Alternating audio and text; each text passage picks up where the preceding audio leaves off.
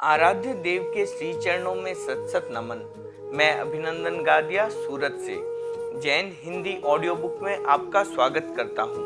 अगर आप इस चैनल पर नए हैं तो इसे सब्सक्राइब कर दीजिए और बेल आइकन प्रेस कर दीजिए, जिससे चैनल के नोटिफिकेशन आपको रेगुलर मिलते रहें। मन के जीते जीत, आचार्य श्री महाप्रज्ञ जी।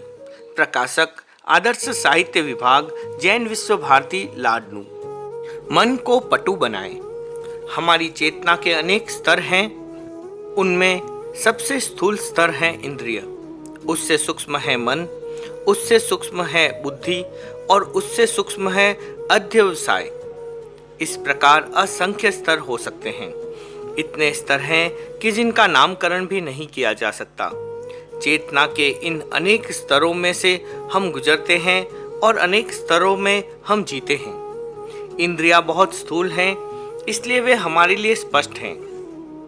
मन की चेतना सूक्ष्म है, इसलिए इंद्रियों की अपेक्षा उसे समझना कठिन है। हम ध्यान करते हैं, उसका संबंध मन से है। इंद्रियों का ध्यान से सीधा संबंध नहीं है। पहला संबंध मन से जुड़ता है। ध्यान एक प्रकार से मानसिक क्रिया है। यह कोई सीधी बात नहीं है। इससे बहुत बड़ा खतरा हो सकता है। दुनिया में ऐसी कोई भी वस्तु नहीं है जो लाभदायी हो और खतरनाक न हो। जिससे बहुत बड़े लाभ की संभावना की जा सकती है, उससे बहुत बड़े खतरे की भी संभावना होती है। हम ये साथ साथ मानकर चले कि ध्यान से बहुत बड़ा लाभ हो सकता है, तो बहुत बड़ा खतरा भी हो सकता है। यदि हम ठीक प्रक्रिया को समझे बिना ध्यान करते हैं तो बहुत कठिनाइयां पैदा होती हैं। ध्यान के द्वारा एक विशेष ताप पैदा होता है, गर्मी पैदा होती है। यदि कोई उसे न सह सके तो वह पागल हो जाता है। इसलिए ध्यान बहुत ही सोच विचार कर समझ कर करना चाहिए। उसमें बहुत धीमे धीमे गति पकड़नी चाहिए। ये नहीं हो सकता कि आज ही ध्यान करने बैठे और 1 घंटा ध्यान कर लिया। 1 घंटा तक ध्यान का अभ्यास करने के लिए लंबा समय बिताना पड़ता है। पहले दिन 2 मिनट ध्यान हो जाए तो बहुत बड़ी सफलता है। 2 मिनट का ध्यान छोटी बात नहीं है। यदि कोई व्यक्ति 2 मिनट तक केंद्रित रह सके, एकाग्र रह सके, तो वह बहुत बड़ी सफलता है, उपलब्धि है। ऐसे लोग बहुत ही कम मिलेंगे जो वर्षों के प्रयत्न के बावजूद एक विषय पर 2 मिनट तक लगातार एकाग्र रह सके। वे बीच में ही विचलित हो जाते हैं। 2 मिनट तक मन में कोई व्यवधान न आए, विकल्प न आए, यह कम बात नहीं है। हमारे मन में निरंतर विकल्प उठते हैं, व्यवधान आते हैं।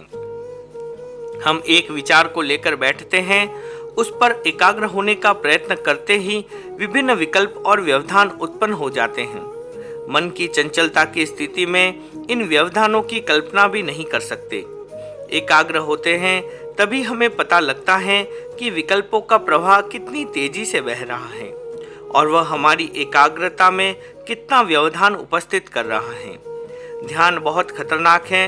वह पहले ही क्षण में, पहले ही दिन या शिविर के पहले ही आयोजन में सिद्ध हो जाता है, यह बात नहीं है। यह स्पष्ट मानकर चलना चाहिए कि अभी जो अभ्यास हो रहा है वह मात्र अवधान का अभ्यास हो रहा है। मन की अवस्थाएं। योग की भाषा में मन की 3 अवस्थाएं हैं: अवधान, एकाग्रता या धारणा और ध्यान। मनोविज्ञान भी इसी का संवादी विचार प्रस्तुत करता है। उसमें भी 3 अवस्थाएं मानी गई हैं: अटेंशन, कंसंट्रेशन और मेडिटेशन। अवधान, केंद्रीकरण और ध्यान, ये मन की 3 अवस्थाएं हैं। मानसिक क्रियाएं इन 3 अवस्थाओं से गुजरती हैं।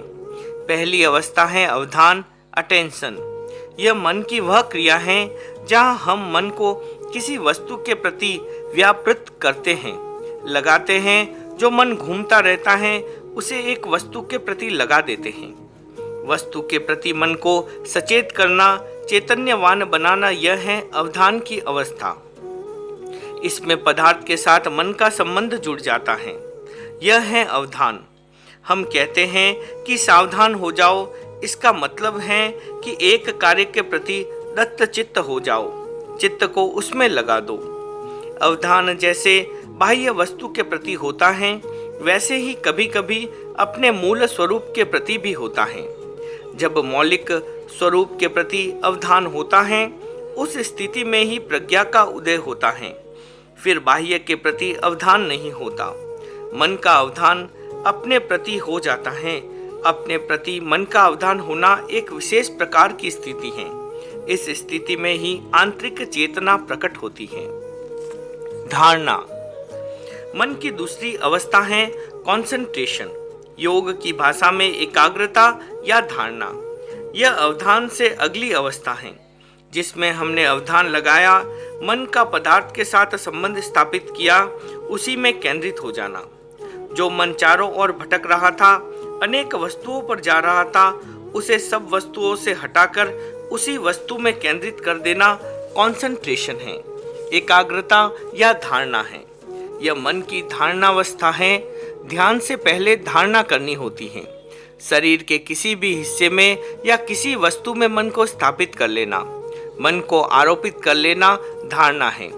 पतंजलि ने धारणा की यह परिभाषा की है: चित्त को किसी देश में बांध देना, किसी के साथ उसका संबंध स्थापित कर देना कि वह उसी से बंधा रहे, अन्यत्र न जाए। यह है धारणा की अवस्था।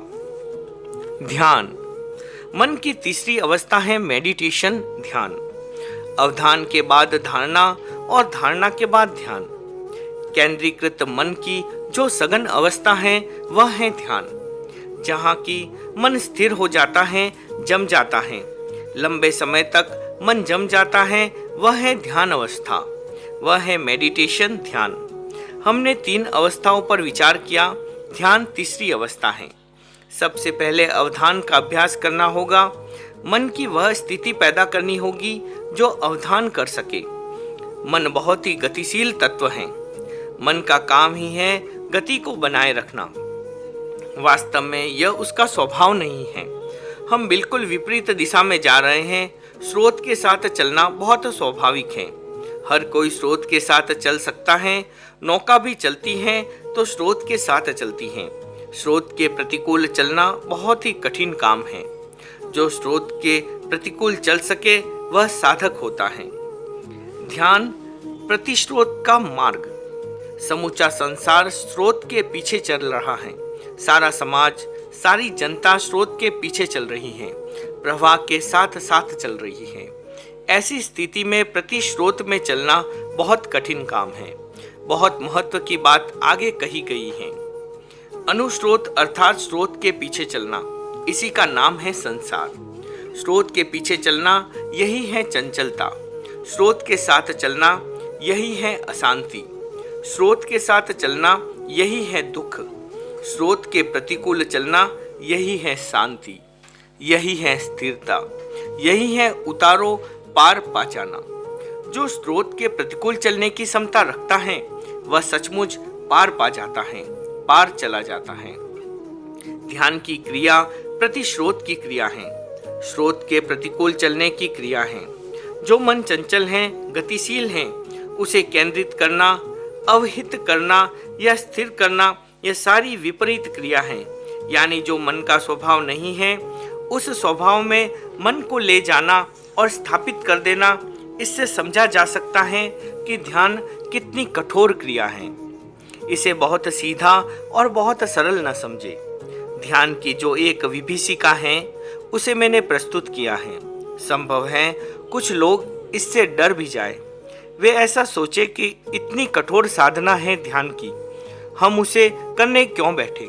मैं ऐसा कहना नहीं चाहता हूँ कि आप वस्तु स्थिति को समझे ही नहीं।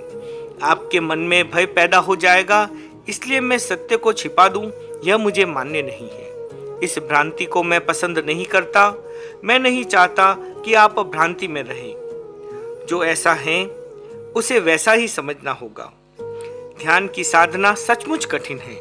यदि हम उसे सरल मानकर चलेंगे तो संभव है हमारे में भ्रांति पैदा हो जाए और हम ध्यान की स्थिति तक पहुंच ही न पाए। यह आत्मभ्रांति नहीं होनी चाहिए। कब होता है ध्यान सिद्ध? हम ध्यान करते हैं मूर्छा को तोड़ने के लिए। हम ध्यान करते हैं प्रमाद को तोड़ने के लिए। यदि ध्यान से नई मूर्छा पैदा हो जाए, नई भ्रांति पैदा हो जाए, यह इष्ट नहीं है। जिस असत्य को तोड़ने के लिए, जिस असत्य से दूर होने के लिए हम ध्यान करते हैं, अगर उसी ध्यान के सहारे एक नया असत्य जन्म ले ले, यह कभी वांछनीय स्थिति नहीं हो सकती। इसलिए बहुत ही यथार्थवादी और वस्तुवादी होकर वास्तविकता को समझकर हमें ध्यान के मार्ग में प्रवेश करना होगा। हमें यह मानना होगा कि ध्यान एक लंबी साधना है, लंबी प्रक्रिया है। हम जल्दबाजी न करें। पूरी तैयारी के बिना, कुछ एक चीजों को साधे बिना यदि हम ध्यान को सिद्ध करना चाहेंगे तो लाभ के बदले हानि की संभावना ही अधिक होगी। मंत्र और कवच निर्माण। मंत्र की साधना करने वाला कोई भी व्यक्ति यदि कवच की क्रिया नहीं करता है तो उसे बहुत बड़ा खतरा होता है। सबसे पहले उसे अपना कवच बनाना होता है। इसलिए विभिन्न मंत्रों की दीक्षाओं के साथ विभिन्न कवचों की व्यवस्था की गई है। कवच तैयार करने का मतलब है अपने लिए वज्रमय पिंजरा बना लेना।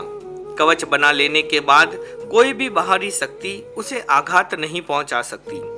शरीर के प्रत्येक अवयव के लिए अलग अलग कवचों की व्यवस्था है। सिर से लेकर पैर के अंगूठे तक हर अवयव को कवच पहनाया जा सकता है, उसे सुरक्षित किया जा सकता है। प्राचीन काल में सैनिक कवच पहनकर युद्ध स्थल में उतरते थे। लोहे या अन्य धातु के वे कवच इतने मजबूत होते थे कि उन पर तलवार या भाले का प्रहार भी काम नहीं करता था। सब शस्त्र निकम्मे हो जाते थे।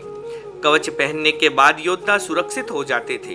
वे बाहरी प्रहारों से मुक्त हो जाते थे। इसी प्रकार मंत्र का साधक भी मंत्र की साधना से पूर्व कवच का निर्माण करता है, उसे धारण करता है, जिससे कि बाहर की कोई भी शक्ति उस पर प्रहार न कर सके, उसका अनिष्ट न कर सके। तैयारी हर किसी को करनी होती है। तैयारी के बिना कोई भी काम नहीं हो सकता। ध्यान के लिए भी पूर्व तैयारी की जरूरत है और उस तैयारी में शरीर को साधना जरूरी है। वैसे ही मानसिक तैयारी के लिए सबसे पहले अवधान का अभ्यास जरूरी है। मन को पटु बनाएं। ध्यान की चर्चा करने से पूर्व इस विषय की चर्चा जरूरी है कि हम मन को पटु बनाएं, उसे इस प्रकार प्रशिक्षित करें कि उसकी क्षमता विकसित हो जाए और ध्यान की स्थिति तक पहुंचने की योग्यता संपादित हो जाए। अवधान योग्यता का संपादन है। मन को पटु बनाए बिना, मन की पटुता को संपादित या अर्जित किए बिना हम ध्यान की भूमिका तक नहीं पहुंच सकते। इसलिए मन को पटु बनाना, कुशल बनाना बहुत ही जरूरी है। मन को पटु बनाने के लिए अनेक अभ्यास कराए जाते हैं।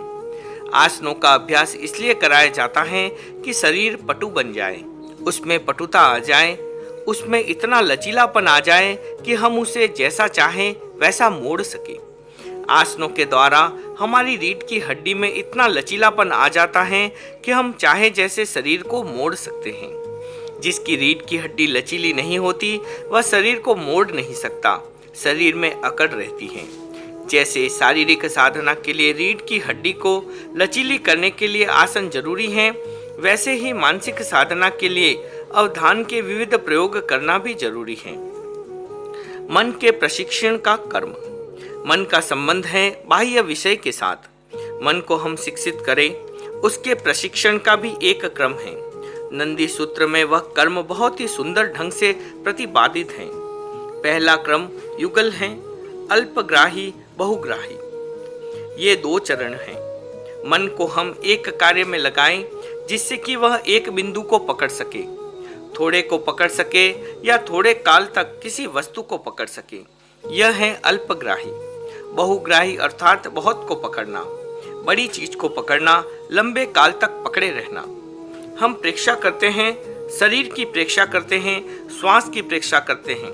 सुझाव दिया जाता है कि नासाग्र पर आने वाले श्वास को देखो, श्वास के गमन को देखो, श्वास के निर्गमन को देखो। श्वास भीतर जाता है उसे देखो, श्वास बाहर निकलता है उसे देखो। नासाग्र पर केवल श्वास को देखो। मन को नासाग्र पर केंद्रित करो, अवहित करो। मन के अवधान को नासाग्र पर टिकाओ और आते जाते श्वास को देखो। जैसे द्वार पर खड़ा संतरी एक ही बात का ध्यान रखता है कि कौन भीतर आ रहा है और कौन बाहर जा रहा है। जब कोई भीतर आता है या बाहर जाता है तब वह सजग रहता है, ध्यान रखता है। इसी प्रकार नासाग्र से होते हुए आने जाने वाले श्वास को देखो, यह बाहर जा रहा है, यह भीतर आ रहा है। इसी बात को देखो, ध्यान केंद्रित करो। यह है अल्प की प्रेक्षा, अल्प का अवधान, यह है अल्पग्राही। बहुग्राही अर्थात बहुत की प्रेक्षा। सुझाव दिया गया कि श्वास के साथ साथ मन को भीतर ले जाओ, प्रस्थान के साथ साथ मन को बाहर ले आओ। यह बहु का अवधान है, बहुग्राही है। अल्पग्राही में हमारा पथ छोटा था, अब हमारा पथ लंबा हो गया। अल्पग्राही में केवल नासाग्र पर मन को टिकाए हुए थे, अब यह श्वास प्रश्वास के पूरे मार्ग का अवगाहन कर रहा है। पथ लंबा हो गया है, यात्रा लंबी हो गई है। जहाँ नाभि के आसपास से श्वास उठता है, वहाँ से मन को उसके साथ जोड़ दें और उसे श्वास के साथ ही साथ भीतर ले जाए। जहाँ जाकर श्वास यंत्र समाप्त होता है और फेफड़ों में प्रवेश करता है, वहाँ तक मन को ले जाए। डायाफ्राम तक मन को ले जाए, तनुपट तक श्वास को ले जाए। यह श्वास की सीमा है। यहाँ तक श्वास को ले जाए, यह बहु का अवधान है, बहुत का ग्रहण है। अभ्यास के ये दो क्रम हैं। पहला अल्प का ग्रहण, अल्प को देखने का अभ्यास। दूसरा बहु का ग्रहण, बहु को देखने का अभ्यास। पहले में हम एक छोटे से बिंदु को देखते हैं और दूसरे में पथ लंबा हो जाता है, अवगाहन का मार्ग लंबा हो जाता है। अभ्यास का दूसरा मोड़ है दूसरा युगल। पहला एक विदग्राही, दूसरा बहुविध ग्राही। एक प्रकार की वस्तु को देखना या बहु प्रकार की वस्तुओं को देखना। सुझाव दिया गया कि नासाग्र पर होने वाले प्रकंपनों को देखें अथवा नासाग्र पर श्वास के स्पर्श का अनुभव करें। यह एक प्रकार का अवधान हो गया। जैसे जल में प्रकंपन होता है, उर्मियां उठती हैं, वैसे ही सारा शरीर प्रकंपित है। प्रकंपन ही प्रकंपन, उर्मियां ही उर्मियां। स्थिरता नाम की कोई चीज नहीं है। ऐसी स्थिति में सुझाव दिया जाए कि नासाग्र पर होने वाले प्रकंपनों को देखें। यह एक प्रकार का ग्रहण है, एक प्रकार का अवधान है। मन को एक स्थान पर अवहित कर दिया गया, वह एक विदग्राही है। बहुविदग्राही का अर्थ है एक साथ अनेक वस्तुओं को देखना। मन की पटुता और बढ़ जाती है। एक साथ अनेक वस्तुओं को देखना ही नहीं, उन्हें ग्रहण भी करना है।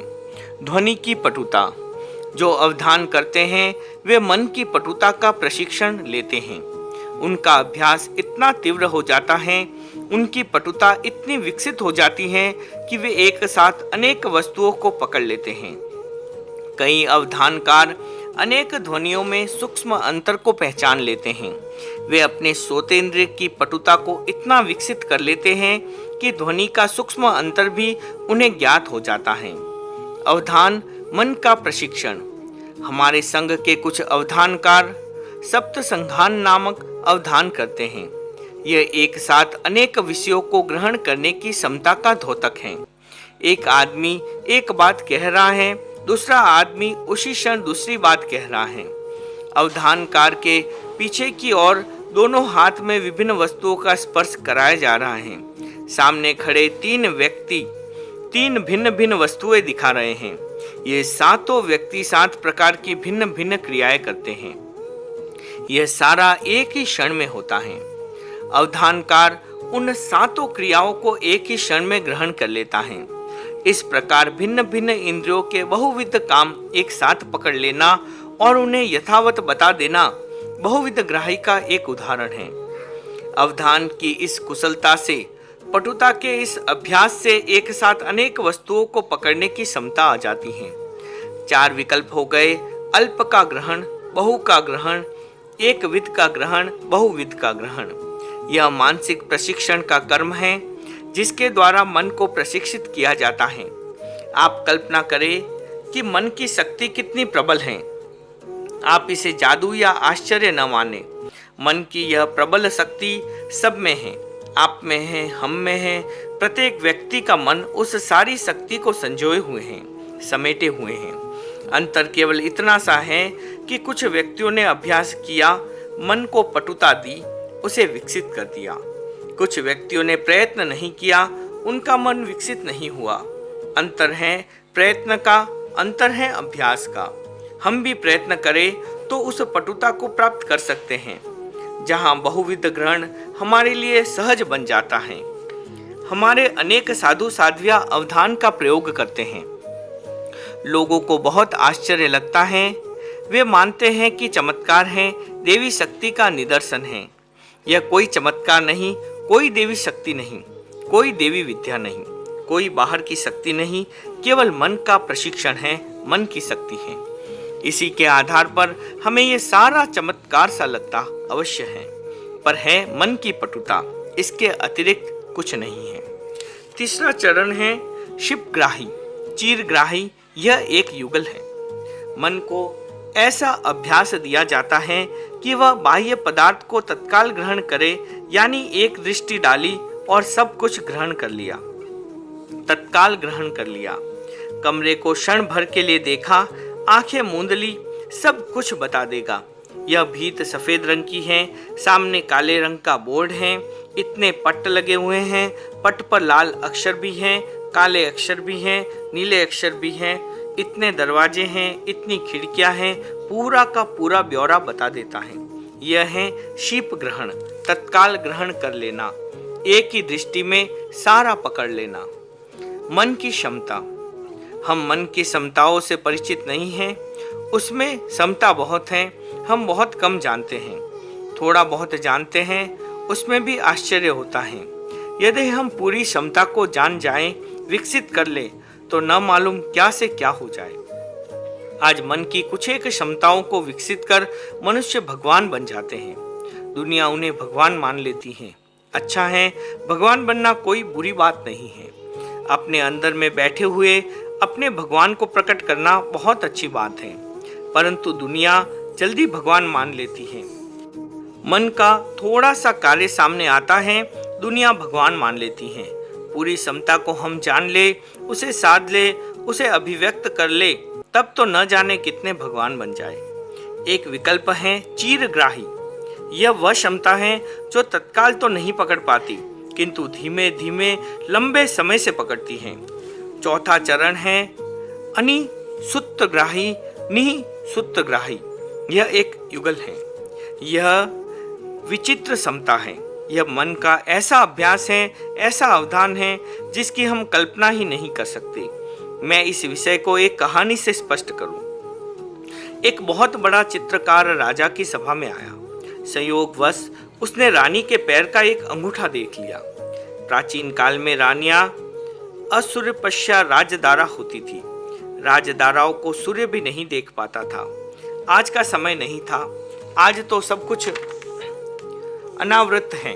चित्रकार ने अंगूठा देख लिया, उसने रानी का पूरा चित्र बना लिया। चित्र को राजा के सामने प्रस्तुत किया। राजा ने देखा महारानी का चित्र। राजा स्तंभित रह गया। फिर एक बार ध्यान से देखा, जहाँ रानी के शरीर में तिल हैं, वहाँ तिल हैं, जहाँ मस हैं, वहाँ मस हैं। शरीर में जहाँ जो चिन्ह हैं, वे सारे चिन्ह चित्रगत रानी के शरीर पर हैं। चित्रकार ने सोचा था कि चित्र को देखकर राजा प्रसन्न होगा, पुरस्कार मिलेगा, पर उल्टा हो गया। राजा की भ्रुकुटी तन गई। उसने सोचा इस चित्रकार का रानी के साथ कोई गुप्त संबंध है, अन्यथा ये यथार्थ चित्र कैसे बना पाता। राजा संदिग्ध हो गया, उसके मन में भ्रम पैदा हो गया। उसने चित्रकार और रानी दोनों को मृत्यु दंड दे दिया। मंत्री ने सोचा देश का सबसे बड़ा चित्रकार और ऐसा चित्रकार कि देश या राष्ट्र को भाग्य से ही प्राप्त होता है, अभी मारा जाएगा, अनर्थ हो जाएगा। वह राजा के पास गया और बोला, महाराज आप क्या कर रहे हैं? ऐसे कुशल चित्रकार की हत्या, उसे मृत्यु दंड। राजा ने कहा, तुम नहीं जानते, यह दुष्ट हैं, दुष्चरित्र हैं, अयोग्य हैं। मंत्री ने कहा, ऐसा नहीं है महाराज। राजा ने कहा, कैसी भोली बात कर रहे हो? यदि इसका संबंध रानी के साथ नहीं होता तो यथार्थ चित्र कैसे बना पाता? शरीर में कहा कौन सा चिन्ह है, शरीर को देखे बिना कैसे जाना जा सकता है। मंत्री बोला, महाराज, इस चित्रकार के पास अद्भुत शक्ति है। यह शरीर के किसी भी अवयव को देखकर पूरा वैसा के वैसा चित्र बना लेता है। राजा ने परीक्षा ली, चित्रकार उत्तीर्ण हुआ, उसे मृत्यु दंड से मुक्त कर दिया। यह है अनिसुप्तग्राही। थोड़ी सी चीज के आधार पर समूची चीज का विश्लेषण कर देना एक दूसरी घटना है। रोम के बादशाह ने भारत के राजा के पास सुरमा भेजा और कहलाया कि यह सुरमा बहुत ही मूल्यवान है, शक्तिशाली है, इससे अंधापन दूर होता है। अंधे की आंख में आंजने से वह देखने लग जाता है। बादशाह परीक्षा लेना चाहता था कि वहां कोई बुद्धिमान आदमी है या नहीं।